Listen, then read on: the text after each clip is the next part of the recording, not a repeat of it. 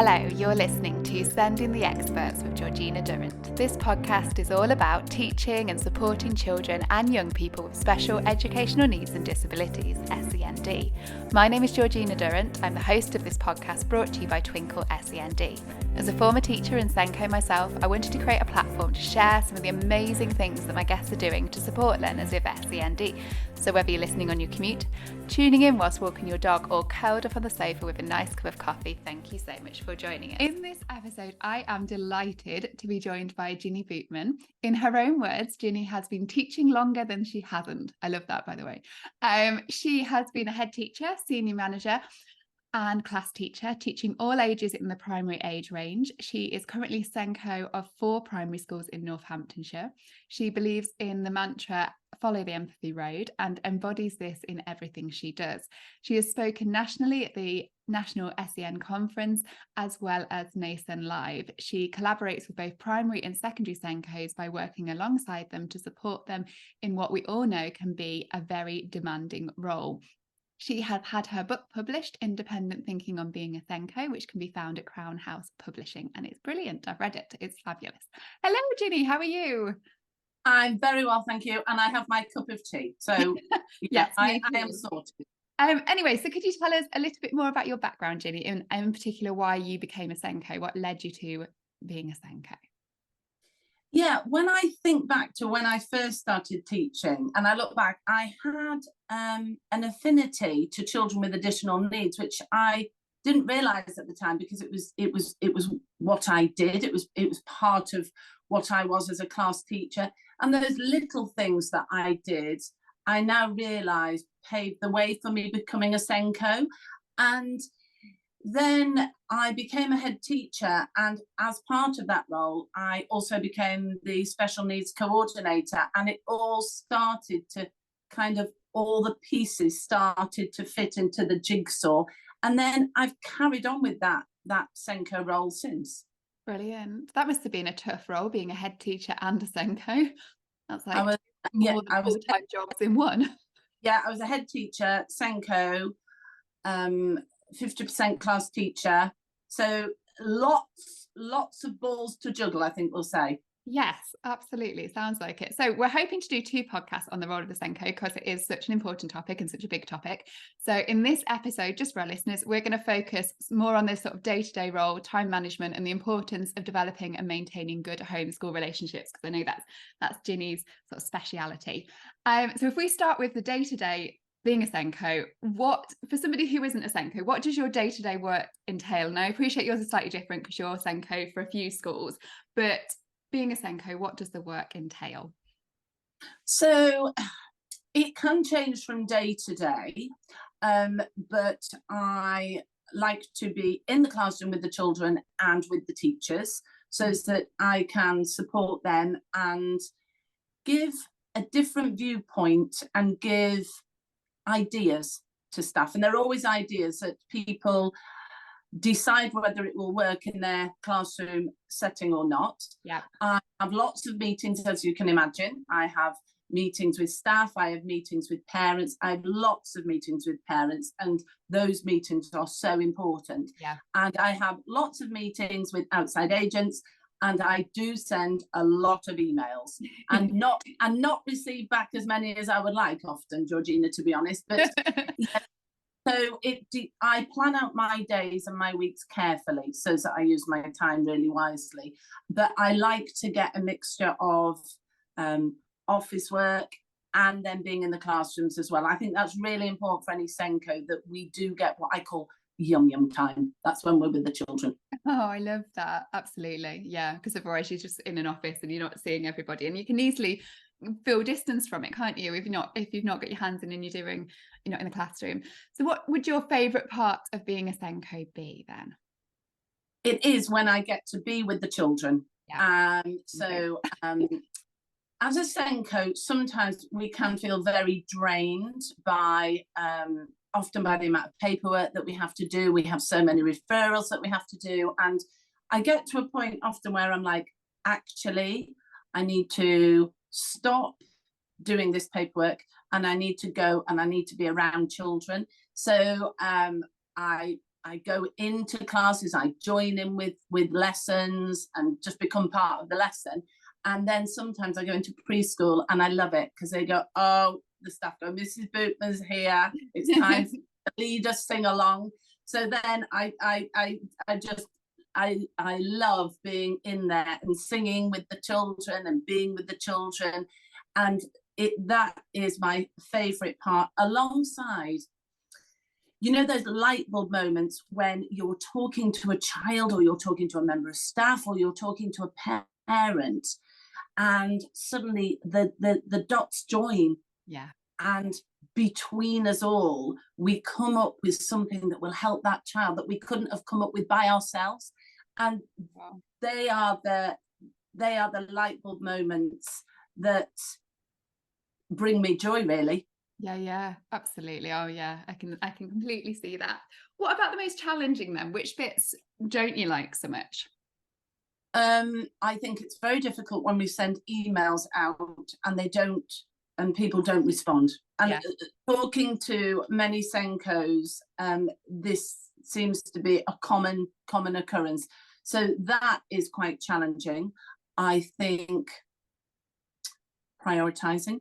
Mm-hmm. So I talk about triaging our time. I think we think we're going to do something one day, and then we get that email that comes in, or we have that conversation with somebody and actually something else takes priority.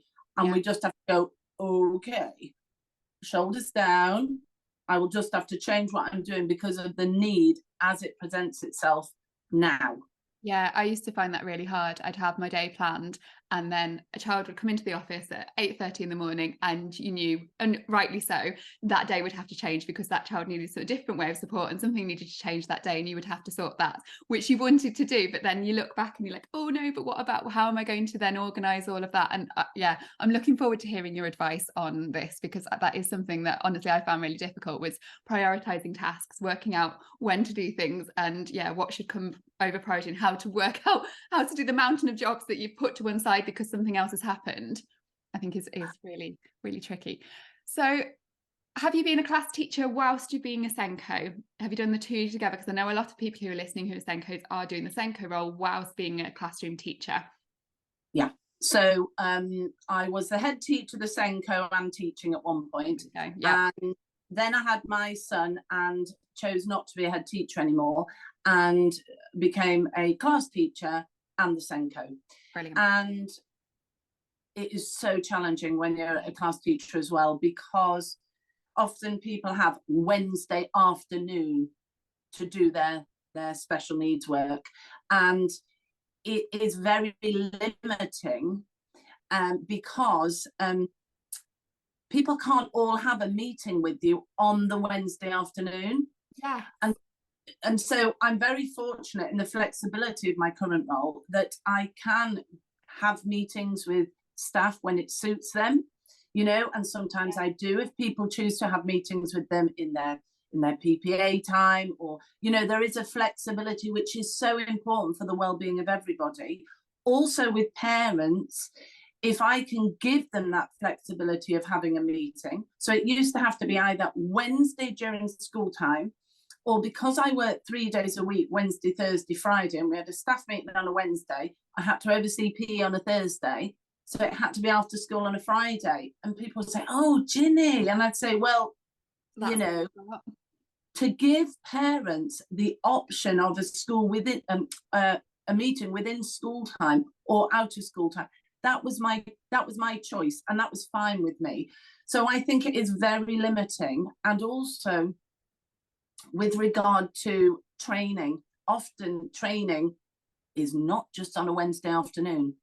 Yeah. So, and to try and move your teaching onto another day, you are then inconveniencing other people. Yeah. And if you're a job share, to ask your job share to move, that isn't fair either. So I have been there and I've found it so very difficult. And also it's really important that we get to observe children. Mm-hmm. So if we have only got, and I'm saying a Wednesday afternoon, if we've only got a Wednesday afternoon that Brian finds literacy very challenging, and he doesn't have that on a Wednesday afternoon, once again, it's so difficult to be able to see that child when someone's saying, Ginny, can you just come in with a different set of eyes? So it's really, really challenging. And I've been there, and I did find it really, really difficult. Mine was my Friday afternoon. So I think I had the first 2 lessons I was teaching, and then I had the rest of the Friday to do my SENDCOing, which again, and Fridays, you can imagine nobody wants to meet with you. Like you said, Friday after school, no one would want to meet on a Friday afternoon either. And pretty much all children find Friday afternoon last lesson tricky anyway. So you're not even seeing a true picture of the children.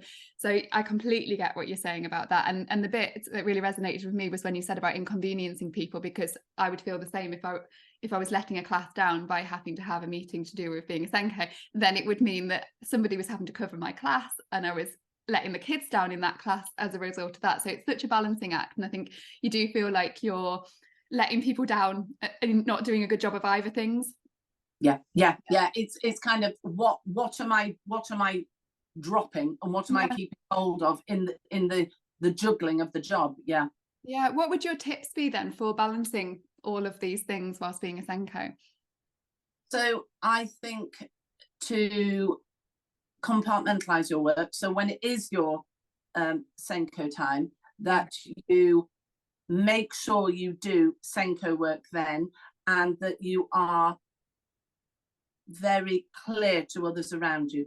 This is my SENDCO time. This is my only time, and it for you to make yourself politely unavailable. You know, when we're filling in paperwork, we're doing a referral, and then people come and see you, and you're like, I'm really in the zone, I'm in the flow, So I always say to SENDCOs, consider asking head teachers if you can work off-site sometimes. It's a good idea.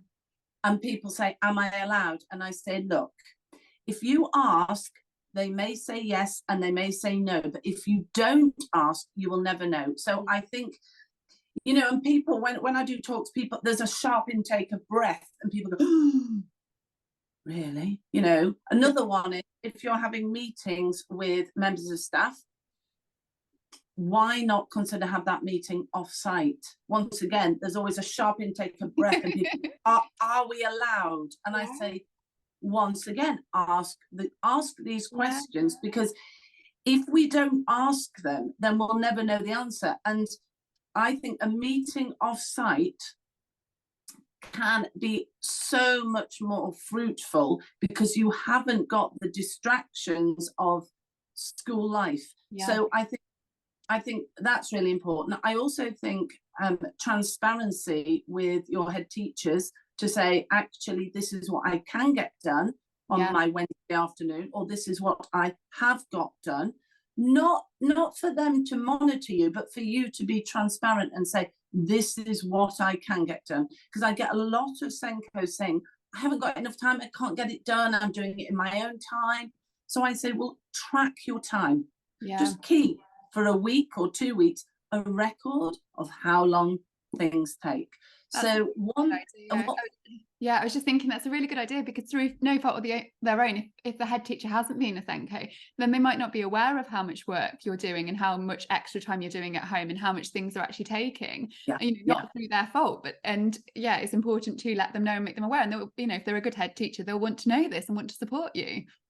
And another thing that I think is a good thing to consider is sharing with your head teachers the paperwork that has to be filled in for a referral. And I think that's really grounding, and people go, oh my goodness. Another top tip I would have is saying to your head teacher, the next RSA I do for an EHCP, I'd like you to sit down with me and let's do it together. And then it's like, oh right, this is what you're talking about. Because it's one thing telling somebody, but it's another thing immersing them in one that you're doing. So I think all of these things it's about transparency, and it's not about complaining, it's about explaining. Yeah, exactly. And that can be a difficult one to sort of balance, can't it? Because when you're busy and you're stressed and you're tired, it can be tricky for it not to come across, I suppose, as moaning and complaining about it. So that must be, yeah, a tricky one to sort of get the point across without coming across as complaining. Yeah. So what's, in terms of the paperwork and the deadlines and all of this, the EHCPs, what's your advice for keeping track of all of this? I have moved to an electronic diary. Very controversial. Once again, when I do talks, people they literally hold their paper diary to them and say, I will not let it go. And I'm not saying let go of your paper diary, because I was that person. I was that person who in June every year went to some well-known stationers and actually found a chair and got all of the diaries lined up. You know, do I want ring bound? You know, what kind of I want, you know, the bookmark, the little ribbon and all of that. Some of them are so pretty as well. And they're beautiful. I mean, they are things of beauty. So maybe if you love your paper diary, and I love stationery, consider having it alongside. The reason being that I can access my diary from my phone, my iPad, my laptop. I always have my diary with me because I always have my phone with me. Yeah. So I can put things in well in advance. For example, annual reviews. I also I'm getting really good. And once again, someone at a talk went, I've never thought about that. And it's just a simple thing. If somebody wants a meeting, triage it in your mind and go, do I need to have this meeting today, this week, or can I have the meeting in 2 weeks? And when you get into that mindset, you go, oh my goodness, because other people have got lives and they've got schedules. So this idea of making a deadline a really short deadline, we don't need to. No. So, and I put those in my diary, in my electronic diary, send emails out. It's always put straight onto my electronic diary. And people actually go, yeah, a meeting in 2 weeks would be great, because it kind of, once again, people's shoulders go down and they can arrange their time, be it a teacher or a parent. So I think it's about looking at what you have got this week, next week, in 2 weeks. And if you have got an annual review, then don't overburden yourself for the rest of that week. I mean, I did 2 EHCP annual reviews in one day. I mean, why? It seemed a good idea. It seemed a good idea at the time. Yeah. And I think, and we live and learn, don't we? Yeah, absolutely. That's such good advice, Ginny, about pacing and working out when you need to. And often people are just trying to get it off. If it's a meeting with a parent, perhaps they're just wanting to get it off their desk, being like, oh, I need a meeting. They don't necessarily mean they need it straight away either. They might want time to sort of prepare and think about it, chat to the partner, discuss things at home. Yeah, it's such a good point. Whereas like you, at first I would have been quick to being like, oh, let's get a meeting in, let's book it in as soon as I'm available, when that might not be the right thing for everybody. And that is exactly me. And I realised if someone wanted a meeting on the Wednesday first thing, and then I had a meeting already booked in, well, could I change that other one so that I could accommodate the other person? And then I was like, actually, no. Yeah. And another thing for kind of deadlines and times and meetings is I now have some virtual meetings. Parents may be having the meeting with the head in one school, but I can join virtually. And do you know what? That's okay. Yeah. You know, and recently I did that, and it's more than okay. So the idea of a hybrid meeting, why not? Absolutely. You know, I think we put pressure on ourselves, like you're saying, to have the meeting this week, or I've got to be there in person. And once again, talking to SENDCOs, it's how we think others perceive us. Yeah. And that is, we need to consider that and go, actually, it's how we think others perceive us. Yeah. If we're looking at keeping track of paperwork, I have gone paperless. I do not love technology. Before COVID, I used to barter, it's in the book, I used to barter out kind of people doing my technology for me, and I'd do their break duty. And then COVID hit and everything changed. So I am paperless to save me time and to make my life easier. So what I would say about keeping track of paperwork to SENDCOs is consider how you can not have to go to the filing cabinet to get the information that you require about a child. Think, are there other people who can help you?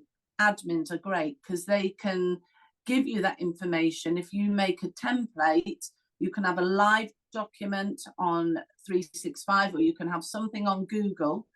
If you invest the time to learn about these things, then you get it back so many times over. So, but I think it has to be a conscious effort. When I first started being a SENDCO for schools, I literally had a Tesco trolley that I was literally pulling around, and I was like, right, an actual Tesco trolley. Yeah, no, not quite. But you know those tartan shopping trolleys. Yeah. Trolleys. I had one of those, and I was like, right, I need to embrace technology, and it is only to make my life easier. Yeah, it's such a good, and I suppose from a security point of view for like children's files and things, it might be a safer option as well. In your office, there's always the danger of leaving things. Obviously, people are very good at not doing that, but leaving documents out. If somebody just came into your office and has a chat, like from a confidential point of view, So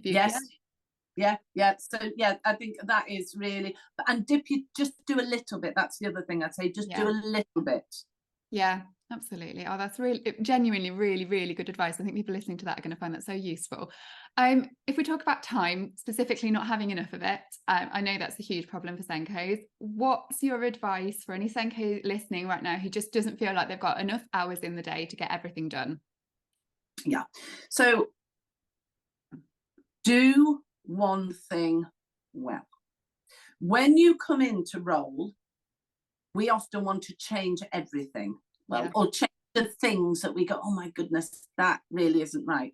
So brainstorm by all means, and then choose something that you want to change, that you want to share with other people, and for them to understand the reasoning behind it, and then you'll get people on board. So that is my biggest tip, is to try not to kind of splattergun, to do too many things, because you will not get the impact, and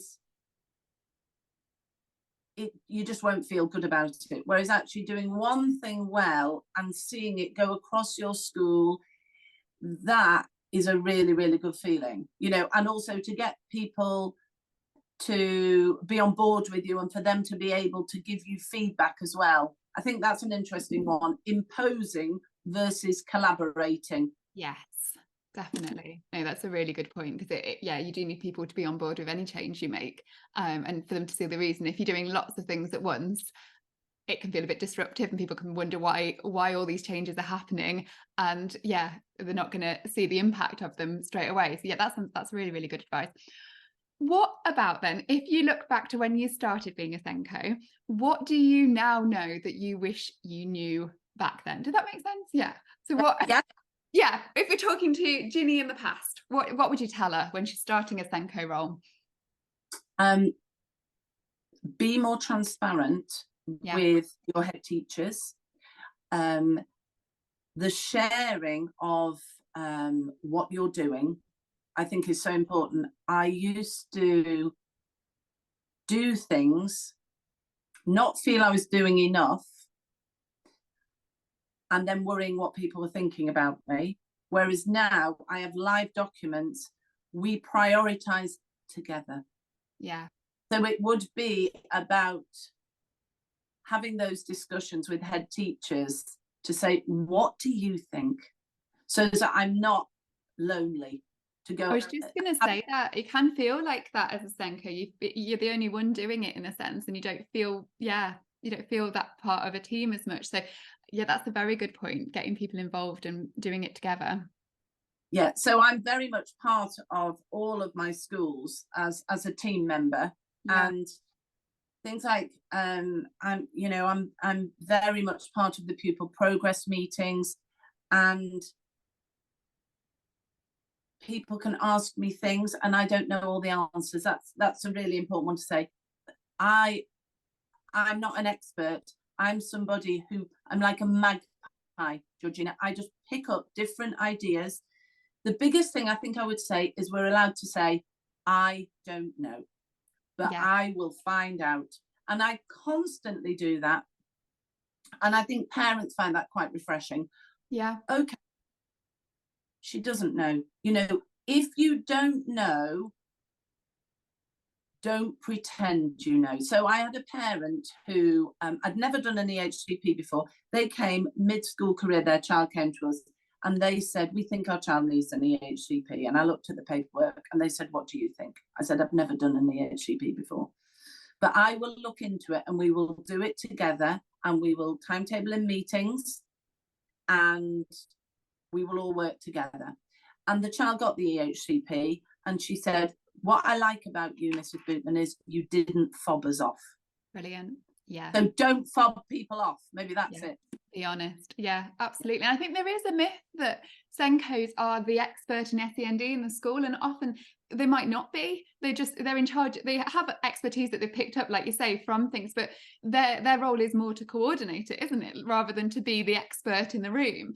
And I think that sort of that shift, I know it's getting better, I think, is that shift, but it's, you know, with all teachers having to be teachers of SEND, but yeah, I don't think that's always there. I think there's some people that do presume that the SENDCO is the beacon of all knowledge about SEND. And I think also just being ready to listen. Yes. You know, so much of my role is about listening, and actually listening to understand. And sometimes people just need to offload. And then we then have a dialogue, and those dialogues are like I said at the beginning, when the dots all join together. It's about, I believe very much in flattening the hierarchy. You know, we are all there to support the children together. Yeah. And the more discussions we can have, the better the outcomes will be for the children. Absolutely, which is the ultimate aim, isn't it?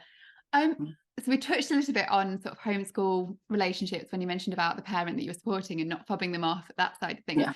Why do you think homeschool relationships are so important to get right? The parents are the experts about their children. Absolutely. And I provide an environment whereby they're always offered a cup of tea when they come for a meeting with me. I ensure that the environment itself is non-threatening. So I don't sit on the whizzy chair because it's higher. We all sit on the same high chairs. I'm not behind a desk because that is a physical barrier. And then when we get those dialogues going, then the trust forms and the connections. And then I get to know about their child. And, you know, going into a meeting, I always talk about the pogo stick story. A parent had an incidental conversation with me and said, oh, my child would love to pogo stick, but I know he never will. And so whenever I was out on duty, this child and he would get the pogo stick. I think I was doing most of the pogoing, actually, but he was having on the pogo stick. And then I had a meeting with the parent a few months later, and I said, he can pogo 3 jumps by himself. And the look, joy on her face.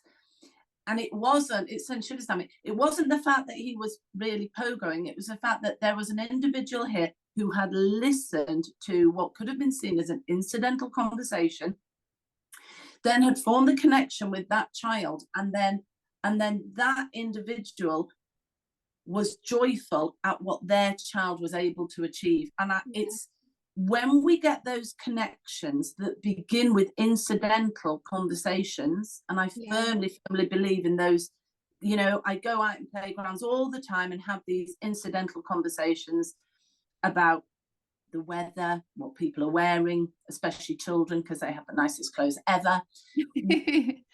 then parents, then that connection is formed. I talk about the spider's web of trust, that we need to find that first silk thread. The other day, a parent came up to me and I'd had an incidental conversation because I chat with everybody in the playground. She said, "You're Mrs. Bootman, aren't you? You're the SENDCO. My child is coming to school soon, and now I know who you are. That's great. You know, I'm happier that I can come to you and have that conversation." And I was like, "That's it. That's it."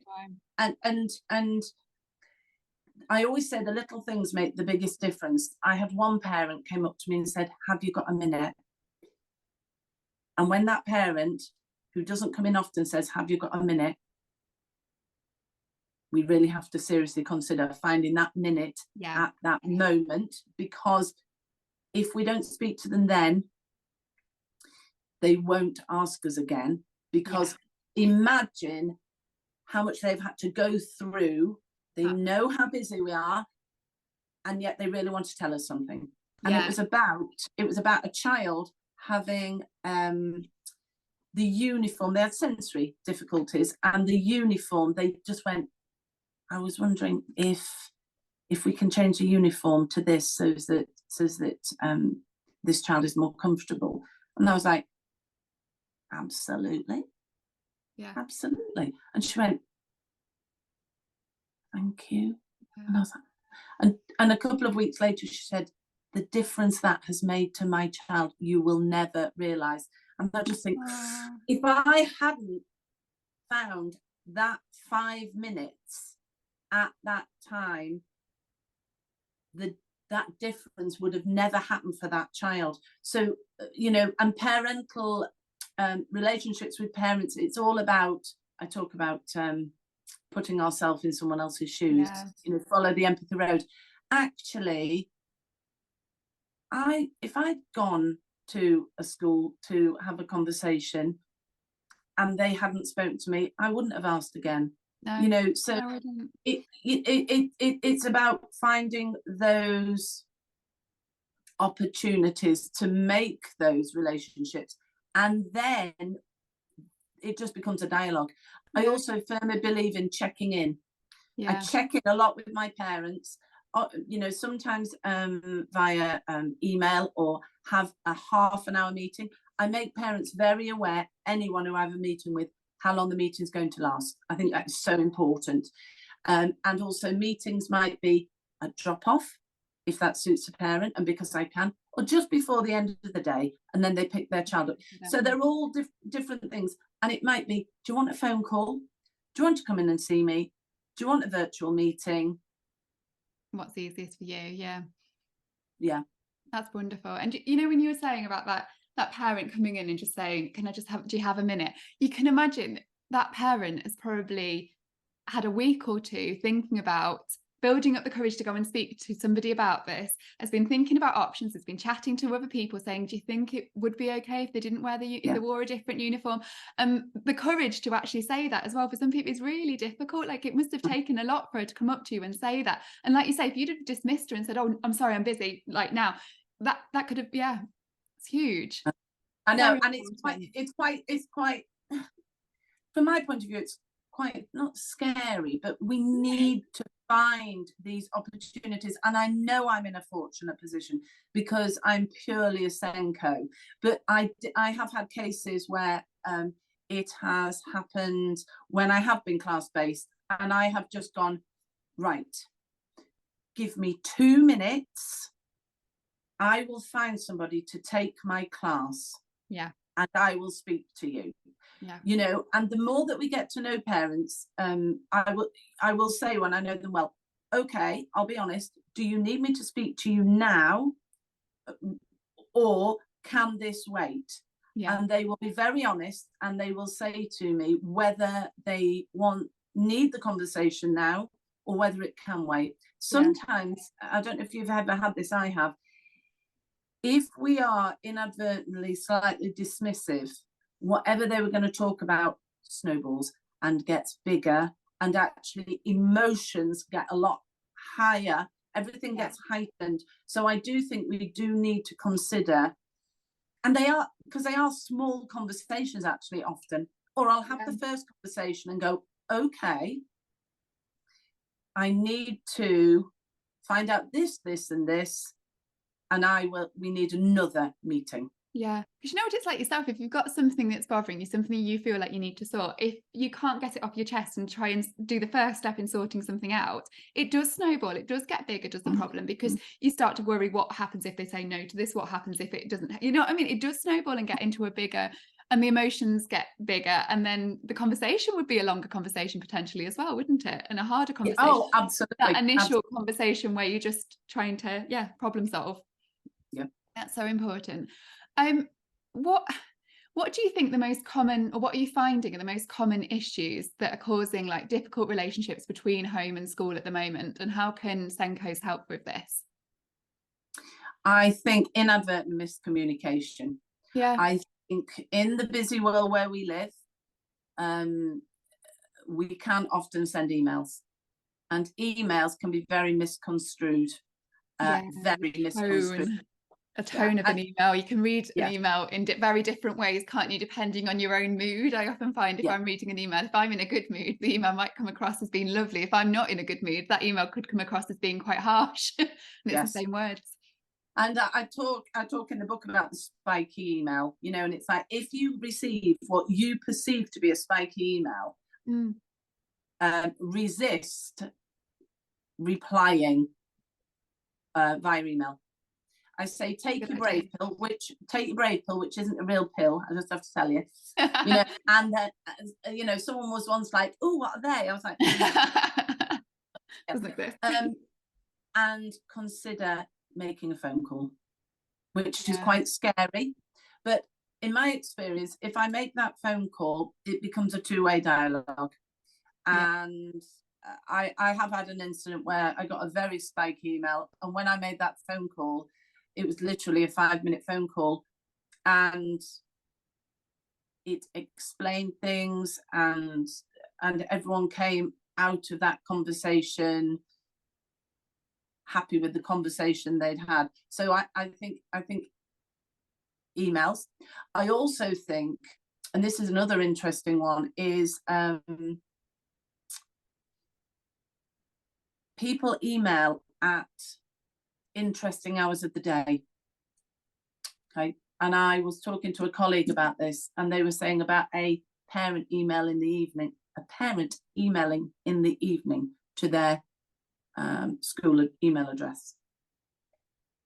And they were saying, you know, what should I do? And I said, if you reply to that email to that parent, they will presume that you are happy to have that email dialogue going during that evening. Yeah. I said, and they said, but what will they think of me? And I said, they will think that you are not answering emails on an evening. Yeah, they'll just think you work in the daytime and not on an evening. And I think parents often send an email in the evening because that's the only time they've got to send it, rather than the presumption that someone's going to reply. I've sent emails to school, not because I think I want them to reply to my email that evening, but because I've been working all day. I've picked the children up from school, I've done bedtime. Oh, I've got that problem to sort. I'll send an email. I often put, not expecting you to reply right now. However, just getting this, can you look at this in the morning if you've got time, sort of thing. And it's the only time often for parents to be able to send an email and get it off their chest. They don't, I wouldn't have expected an email back. No.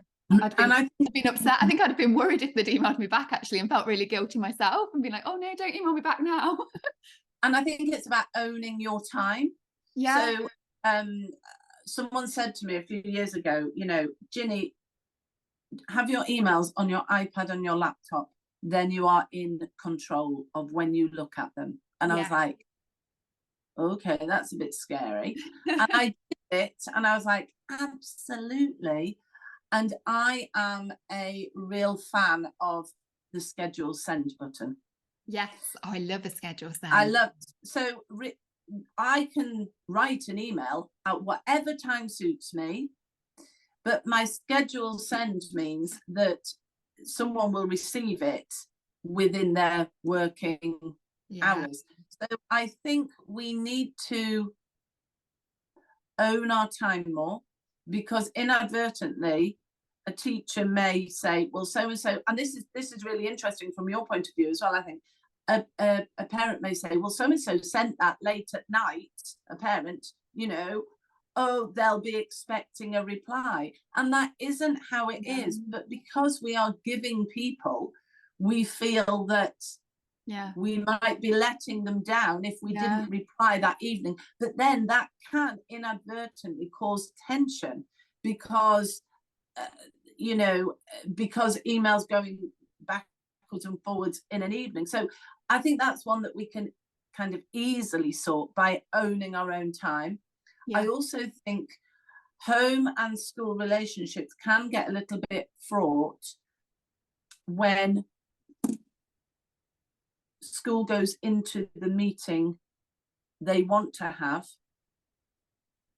and they're not open to the meeting that unfolds in front of them.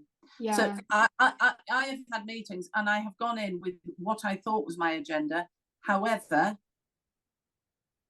the parent has needed to offload to me many, many things. And I had a parent new to one of my schools, and I thought we were going to talk about one thing, but we sat down, and I say it's like an inflated balloon. You know, they were telling me everything, and then it was like the air had gone out of the balloon, and it was like that when the balloon just kind of ends up on the floor. And then she turned to me and she said, I like you because you listen to me.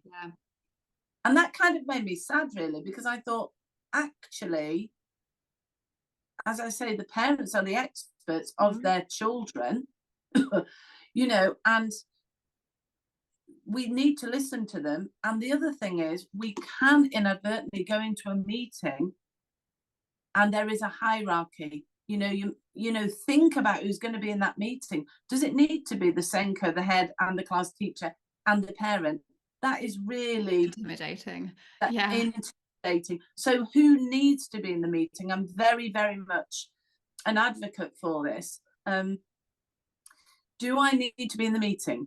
Actually, I don't. So I won't be in the meeting. Because I don't need to be in the meeting. So I think it's making sure the right people are in the meeting, that that parents are integral to the meeting, and that they are actively asked their opinion. And one thing I do is I ask anyone in the meeting how they want to be addressed, because it's really, really important. Not just calling them mum. Yes. Actually, how would you like to be addressed in the meeting? I think that's really, really important. And then before the end of any meeting, I always say to every person individually, is there anything else that you'd like to ask or add to the meeting? And I ask people in turn, because the quiet voices can get lost. You know, so, and one more thing is, having meetings with parents, if they want to bring a friend or they want to bring grandma or granddad, that used to scare me, but now it's like, oh my goodness, all these people care about this child. And they are hearing different things, and then they can go away and then they can have a conversation about it, which I think is so important. And also, if they are going into a meeting with 2 members of staff, having an extra person with them sort of balances it out as well. It feels less intimidating, doesn't it? If you've got someone with you, like if as a SENDCO we've got someone with us in a sense, because we might have a class teacher or the head, rightly so, they might want someone with them as well. I think it just balances the dynamics and makes it a less stressful conversation. And I think also letting them know who will be in the meeting, so that there are prizes. And another one, I'm on a roll here. Another one. Wow, I'm loving this advice. Another one is, if you are going to write notes at the meeting, tell them why you are writing the notes and be prepared to share what you're writing. Dale Pickles from the SENDCOs, he said to me, when I go into a meeting and there is a teacher writing notes, all I think is, what are they writing? Yeah. What are they writing? What, you know, what evidence are they gleaning? Yeah. I now say, is it okay if I write notes? And then I will tell them what I am writing.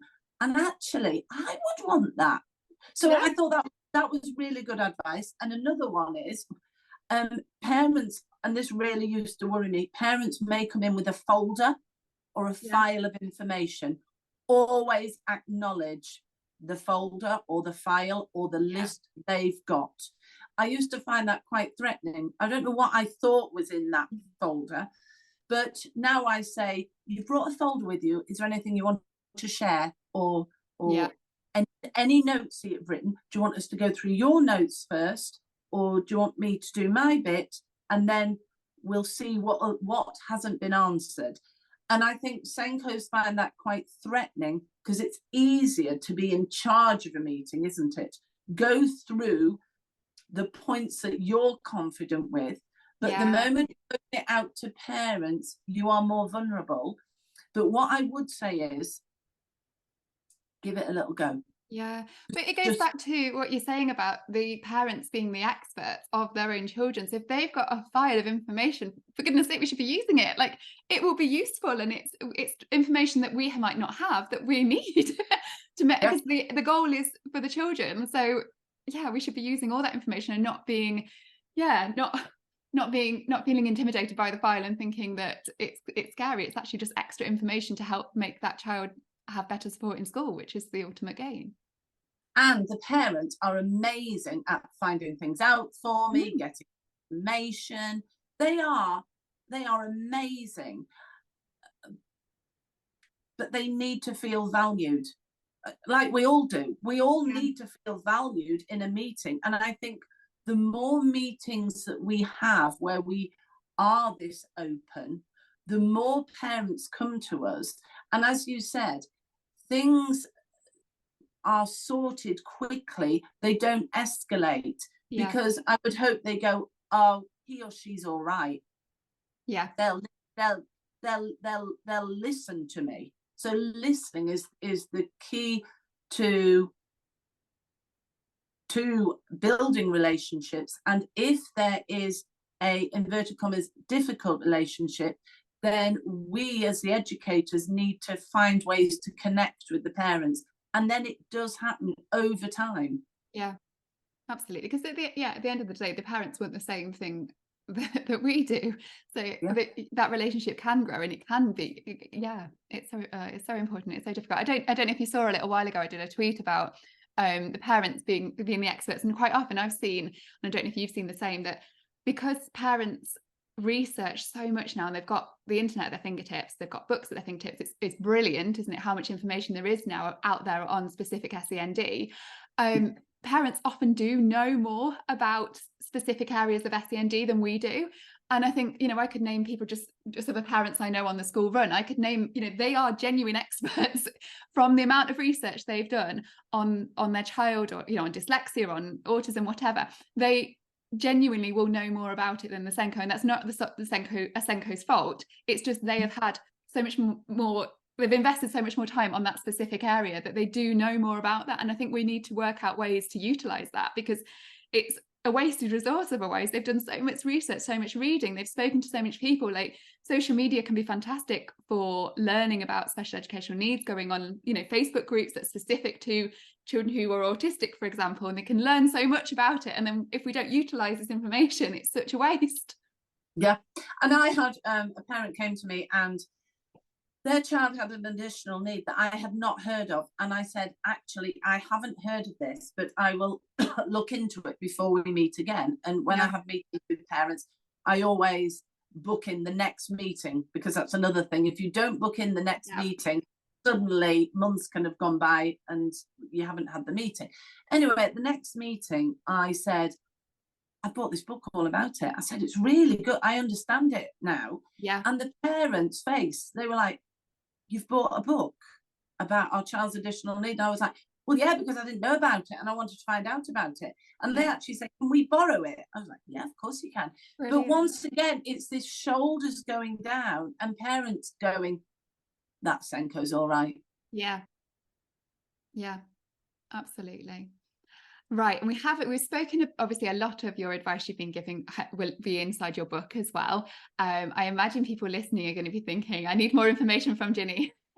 So your book, which is Independent Thinking on Being a SENDCO, and it's brilliant. Where can people find it? Do you want to tell us a little bit more about it? Because you've been very good at just giving me answers and not pitching your book. So here's your opportunity. Tell us about your book.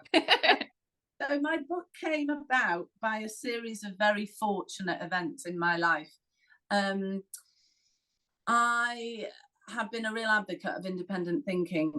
They did lots of amazing talks during lockdown, which I listened to, and they were very interactive. And then I did a guest blog for them called The Fruits of Kindness, I think it was called.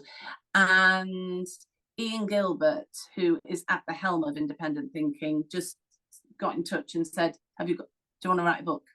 And I was like, yeah. Well, you'll understand this, not realizing that was 2.5 years of my life. And it was great because in the Crown House, the publishers were so kind of personable about everything to do with the book, and it's part of a series of books by independent thinking. But my book is a different format, because when I was writing the book, Ian Gilbert was like, actually, these are top tips. So let's do it as numbered top tips. We decided to do it as numbered top tips. So there are 113 practical tips that I have accumulated over my time as a SENDCO, that it was felt would benefit other SENDCOs, because they are little things, I hope, that can change things to make things easier for SENDCOs, and actually to change things in a positive way for the children that we work with. So that is how the book came about, and it also reflects the talks that I do. So I do lots of talks about time saving, the spider's web of trust. I'm really an advocate of building positive relationships with parents and families. So it's kind of me, and people who know me quite well go, oh, Ginny, it's like a silent audio book of you talking. I love that. I felt like when I read your book, I felt like I was having a coffee with somebody who was just giving me like little bits of information, really useful tips. It was just like, like a really informal chat with somebody that has so much more knowledge that can just, but it didn't feel intimidating. It just felt like, oh, that's a good idea. And like just throwing ideas at me. It was lovely. I think it's a really, really good book, and I would really recommend it. Yeah. And it's very much, as I would speak. So when I do talks, people are like, oh, you and the book, you're kind of the same. Like, well, that was always the idea. So yeah, I've just been very fortunate that the book came about through a series of very, very fortunate events. Oh, I love that. And so if people are wanting to find you and your website and all of that, where we'll put all the links in the show notes. And if anyone's listening thinking, what do I mean by show notes? If you just look on your phone or wherever you're listening to the podcast, or if you're watching it on YouTube, it'll be down here. But if you're listening on like Apple or Spotify, if you scroll down on your app on your phone or on the computer, you can see the links underneath. So what links do you want us to share then, Ginny? Okay. So you can buy the book from Crown House Publishing. Yeah. And if you type in, when you buy it, Ginny 20, that gets you 20% off if you buy directly from the publishers. And when is there an expiry on that? Just thinking if people are listening in advance, because we often get people starting at the beginning of the catalogue, still listening to Abigail Gray right at the start recently. So do you know if it expires or? It's got quite a long shelf life. I know Fabulous. It has got a long shelf life. And then there are other places that you could potentially buy it, such as Amazon. It is also on Amazon. You can find me at ginnybootman.com, and that has got videos of other talks I've done, and links to other articles, because I've done articles for magazines, I've just got one out with Nason Connect, but I've also written for the Times Ed. They're all in there. And then I'm also on Twitter, and I'm at SENDCO Girl. Yeah, fabulous. Thank you so much. I've learned so much, and I honestly think this will be such a useful episode for our SENDCOs who are listening, and for other people who aren't SENDCOs, but for them to understand the role and perhaps learn a little bit more about it. Thank you ever so much. Oh, it's been brilliant. Thank you so much. Wow, what brilliant advice we got there from Ginny. I hope you enjoyed the episode. Make sure you subscribe to our channel, either on the podcast provider you're listening to or on YouTube. And do have a look at those links we've put below, so you can have a look at the resources that are relevant to this episode, as well as Ginny's links, so to her website, etc. Thanks again for listening to Sending the Experts with me, Georgina Durrant. See you next time.